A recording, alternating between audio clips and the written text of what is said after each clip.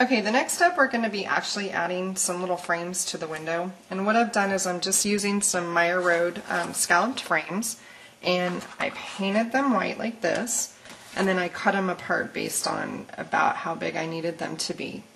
And the way that I glitter is I actually use paper plates, and the reason I do this is if you fold it in half, it gives you a good place for your item to rest, so when you go to pick it up it's easy to grab.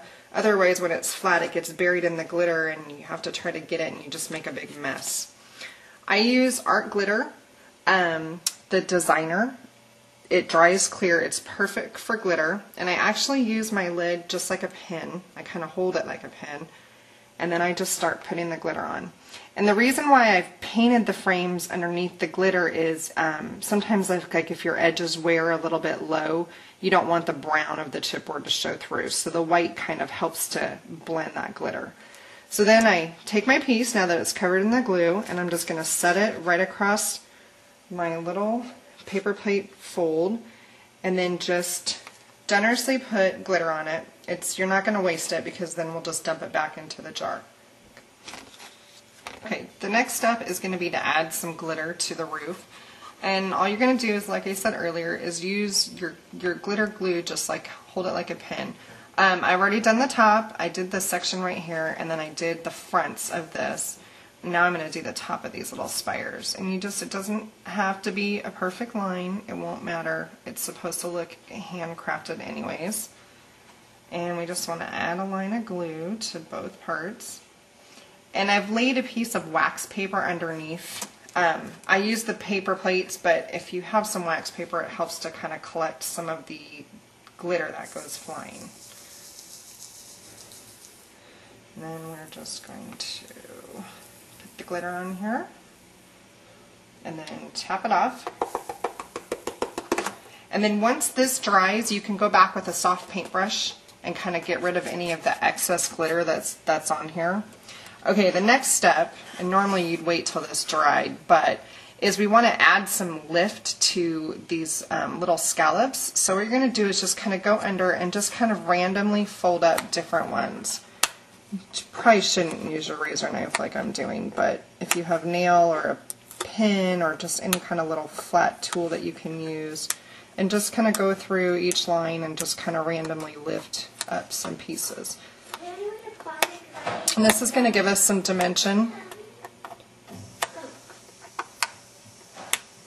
so that it will separate your scallops too, and they won't look so flat and blended into each other.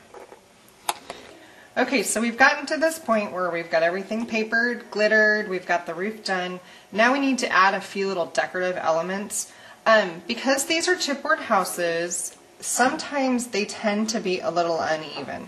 And it just comes that way from the manufacturer. So what we're going to have to do is we're going to have to add something here to kind of hide this. And I've taken these Meyer Road borders right here. They make some cute little chipboard borders. And I've taken the thin little rickrack looking one, and I've painted it white, and I'm going to glitter it in just a minute. But this will just kind of go here to hide that little gap. But for right here, we're going to do a little sign. And it's still kind of drying, but I'm going to show you how to make the little sign. You're just going to take a piece of scrap paper, and I'm using the piece of the music note paper that doesn't have the music notes on it, and you just want to cut it to the strip the width that you need. So say for this one I'm going to do about this width right here, and then you're just going to fold it, and I kind of want it to go down at an angle because I need this piece to kind of frame the top of the door in an arch. So just use your paper how you need to use it. It doesn't have to be straight. You can kind of give it a little bit of an angle. Okay, so now I've got a little bit of an angle, and I'm just going to snip my edges into a little point. And then you can use a sticker, you can use rub-ons, whatever works for you for your house. And then all I did was I used this little sticker, and I outlined the edges with glue, using it just like a pin, just like I showed you earlier. Just kind of hold your glue and outline your edges and glitter it. So this is going to add this blue element to it, and I'll glue that on in a minute. So actually, we're going to accent now with blue.